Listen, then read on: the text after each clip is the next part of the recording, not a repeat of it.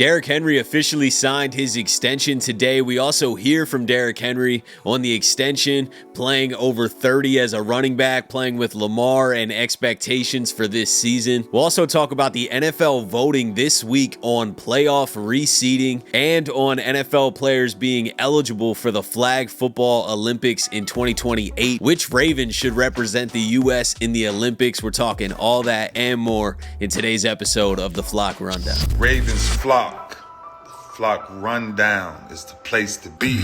Motionless brainwaves attempt to swim their way to sense, can't tame the untamed. What's up, Ravens fans? My name is Ryan, and welcome back to another episode of the Flock Rundown. We just heard from Derrick Henry. He officially signed his extension today, 2-year, $30 million extension. He is under contract through 2027. He's definitely going to be under contract this year in 2025 and next year in 2026 because it's fully guaranteed. We'll see what ends up happening 2 years from now, but regardless, Derrick Henry is here for the next few years. He's pumped about it. He spoke to the media today with Willie Taggart on the extension. He talked about the Buffalo loss, took his own accountability and said that he should have played better. He didn't like the way that he played, and obviously the team didn't play up to their standards, but this is a new year. He kind of downplayed the importance of playing Buffalo in week 1 and just kind of said this is a new year and we look great on paper, but until the work's done, until we go out there and execute,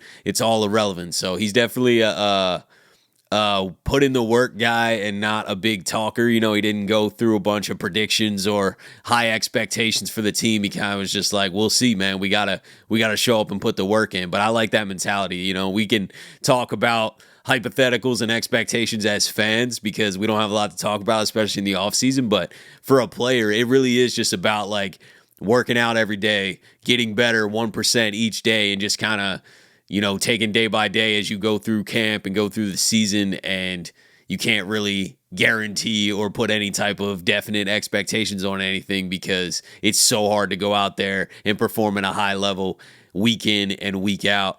And there's just a lot of variables that come into play. So I do agree with him. I do think that we have the best team on paper that we probably ever had. And a lot of that team was just here last year and executed incredibly. So I do expect the same thing, if not even better this year, but totally understand where Derrick Henry's coming from. He also talked about defying the running back age narrative of you can't really play well after 30. I've said many times that does hold true to most running backs, but Derrick Henry's an all-time running back, especially with that size. He's just going to be able to play longer. The fact that he works as hard as he does. He said that he only took 1 week off after the Buffalo game and then immediately got back to work. So, I mean, this guy works out daily. He's a workhorse, and that definitely plays a huge role into his longevity. Willie Taggart was also asked about why he thinks Derrick can play so well after 30. Well, I think if you watch his work ethic and you see the way he works on and off the field, how he takes care of his body,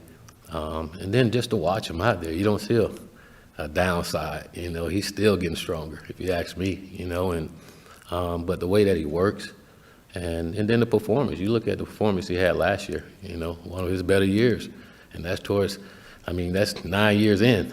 That's big time, you know. But Derrick works hard. It's important to him. He told you guys a minute ago, he wants to win a Super Bowl, you know, and I know he's going to do everything he can to help this football team to accomplish that. Another thing that stuck out from this press conference is when Gianna asked Derrick Henry if playing with Lamar Jackson reduces wear and tear for him and makes his life easier on the field, and this is what he had to say. Did playing by Lamar allow you to do what you did last year, maybe some less wear and tear? Yeah, I think definitely. I mean, he's just so dynamic.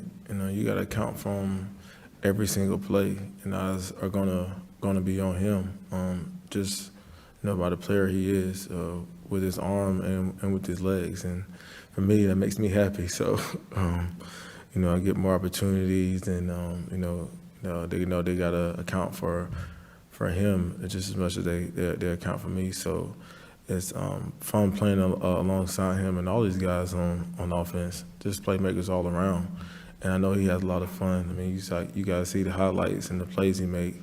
these guys love playing for him, and I love being a teammate. This is something that doesn't get talked about enough, in my opinion. The reverse conversation happens with Lamar Jackson. We heard that all through the MVP race down the stretch. Well, Lamar's got too good of a team. He's got too good of weapons. You know, they don't win without Derrick Henry, even though Lamar's won multiple MVPs without Derrick Henry, and then has his best season ever with Derrick Henry. Somehow it's disregarded because Derrick Henry's there.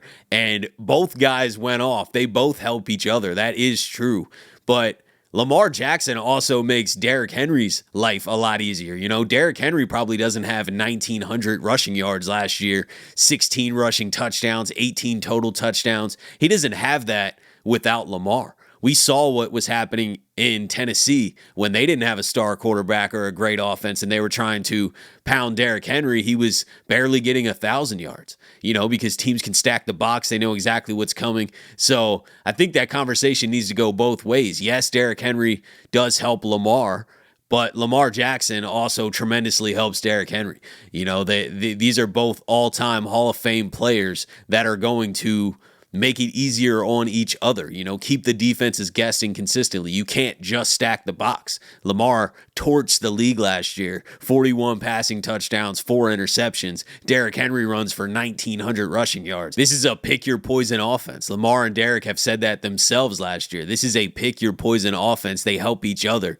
And it was just nice to hear Derrick kind of talk about how his wear and tear is reduced. His career is going to be extended because those holes are going to be a lot more wide open when people are constantly thinking about Lamar Jackson too. You know, it's not just stack the box, stop Henry. It's not that simple because Lamar is going to kill you. So I definitely think that they both help each other out, and super grateful that they are both in Baltimore for the next few years. Moving on to some other NFL news, the owners' meetings are this week. They are tomorrow and Wednesday, and they are going to be voting on some key things. First is the playoff reseeding. Now, they already tabled this before. The Lions originally proposed this, that all the playoff seeding should be set by regular season record only. Obviously, there's tiebreakers and stuff, but they propose that you don't give the top 4 to the division winners and that it's seeded by record.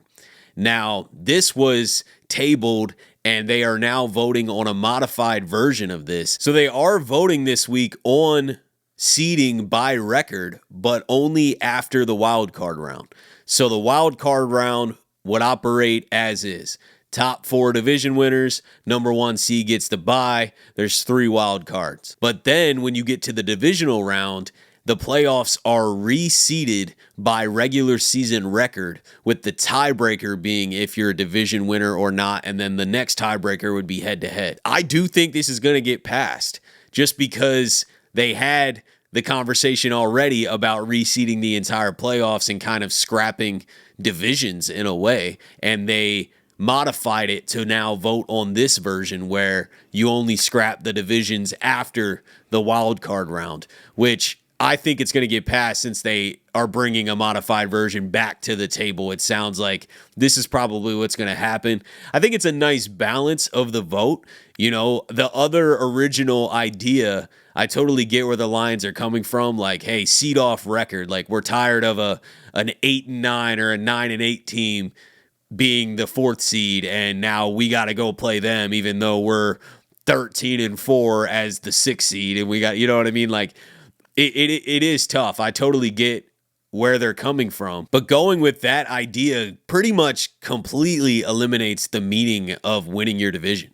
It would be meaningless to win your division if it's only seeded off record.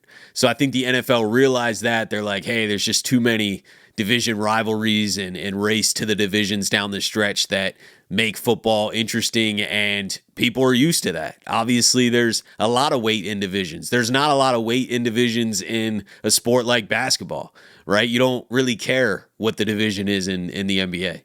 But the NFL, everyone knows the divisions. We can name the divisions. There's rivalries in the divisions. So there's a lot of history there. And I don't think the NFL wanted to shake that up too much. So the first round's going to stay the same. It's still very important to win your division because you get a first home playoff game. You get a top 4 seed. And then after, if this vote passes, the playoffs are reseeded by record. Another important vote at these meetings is whether NFL players can be eligible for the 2028 Olympics, which they are introducing flag football for the first time. It's 5-on-5 flag football, so it's not full teams by any means. There's no linemen. It's quarterback, running back / center, and 3 wide receivers. If the vote does pass, then 1 player from each team is eligible to participate in the Olympics. If you have an international player, someone that's not from the United States, they can go and play for their home country. So that's pretty cool. And it made me think, who would be the Ravens selection? You know, obviously, I think first instinct is definitely Lamar Jackson, right? But what if he doesn't want to do it? I don't know if he'll want to do it. I don't know if any NFL players are going to want to do it. I think it'd be an incredible opportunity for them to go represent the country. I don't know if they're going to want to, though. But I think the Ravens' number 1 choice would be Lamar Jackson. And I would take Lamar Jackson in flag football over pretty much any quarterback. You know, I really think flag football is more about elusiveness and agility and quickness and speed over power. You know, someone like Derrick Henry isn't going to be useful in flag football. He's useful in tackle football because you can't bring the guy down. It's easy to rip someone's flag off unless they're crazy elusive. So Lamar Jackson comes to mind, Isaiah Likely at tight end, Zay Flowers at wide receiver. On defense, I could see Nate Wiggins, Kyle Hamilton, I don't know, just athletic guys that can move around. So I don't know who would end up being. The player obviously has to want to play. That's the biggest deal in this situation. The Ravens probably would say, yeah, Lamar, you can play, but does he want to? You know, so I think that's what it really comes down to. But either way, that'd be super exciting to see a Raven out there representing the United States in the Olympics in 2028. So we'll see how that vote goes. Let me know which Raven you think would be best to represent the country in 2028.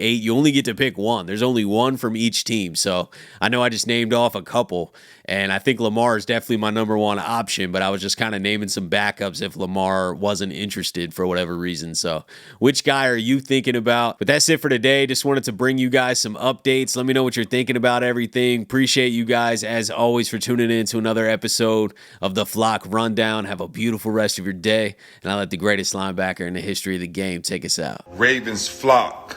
The Flock Rundown is the place to be. My man Ryan has been a lifelong Ravens fan since he was born. The Flock Rundown. Nothing gets better than waking up and wondering how high we can fly.